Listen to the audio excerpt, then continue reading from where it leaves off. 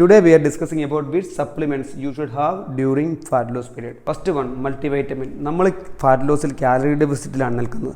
So calorie deficit നിൽക്കുമ്പോൾ നമ്മൾ micro deficient ആയിരിക്കും. അതായത് നമ്മളുടെ ബോഡിക്ക് ആവശ്യമായിട്ടുള്ള വൈറ്റമിൻസും മിനറൽസും കിട്ടത്തില്ല. സോ നമ്മൾ എക്സ്റ്റേണലി ഇത് എടുത്തിരിക്കണം multivitamin. Second one, omega-3 fatty acid for your heart, for your brain function. നിങ്ങൾ ഫാറ്റ് ലോസ് പീരീഡ് ആണെങ്കിൽ നിങ്ങളുടെ ബോഡിയിലെ ഇലക്ട്രോലൈറ്റ്സ് കുറയാനുള്ള സാധ്യത ഉണ്ട്. അങ്ങനെ നിങ്ങൾക്ക് ക്ഷീണം അനുഭവപ്പെടാനുള്ള സാധ്യതയുണ്ട്. So you should have sports drink. ഇത് ഡെയിലി യൂസ് ചെയ്യാനല്ല, വല്ലപ്പോഴും നിങ്ങൾക്ക് ക്ഷീണം തോന്നിയാൽ നിങ്ങൾക്കിത് യൂസ് ചെയ്യാം. ഫോർത്ത് വൺ, വേ പ്രോട്ടീൻ. ഇതൊരു ഓപ്ഷണലാണ്. നിങ്ങൾ ഒരു ബിസി ഷെഡ്യൂൾ ഉള്ള ആളാണെങ്കിൽ നിങ്ങൾ വേ പ്രോട്ടീൻ മേടിച്ചിരിക്കണം. എങ്കിലേ നിങ്ങൾക്ക് നിങ്ങളുടെ ഡെയിലി പ്രോട്ടീൻ റിക്വയർമെൻറ്റ് മീറ്റ് ചെയ്യാൻ പറ്റും. Fifth one, creatine. നിങ്ങളൊരു ബിഗിനർ ആണെങ്കിൽ ക്രിയാറ്റിനെ കുറിച്ച് ആലോചിക്കേണ്ട. ഇൻ്റർമീഡിയറ്റ് ടു അഡ്വാൻസ്ഡ് ആൾക്കാർ ഫാറ്റ് ലോസ് ചെയ്യുവാണെങ്കിൽ യു ഷുഡ് ഹാവ് ക്രിയാറ്റിൻ.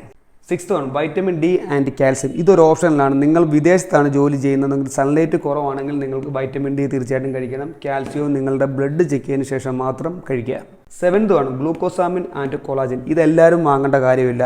നിങ്ങൾ നല്ലപോലെ ഫാറ്റ് ലോസ് ചെയ്യുന്ന ആളാണ്, നിങ്ങൾ എക്സ്പീരിയൻസ്ഡ് ആണ്, നിങ്ങൾ ഹെവി ലിഫ്റ്റ് ചെയ്യുന്നുണ്ട് ഫാറ്റ് ലോസ് പീരീഡിൽ, എങ്കിൽ നിങ്ങളിത് കഴിക്കുന്നത് നന്നായിട്ടിരിക്കും. CAA and glutamine.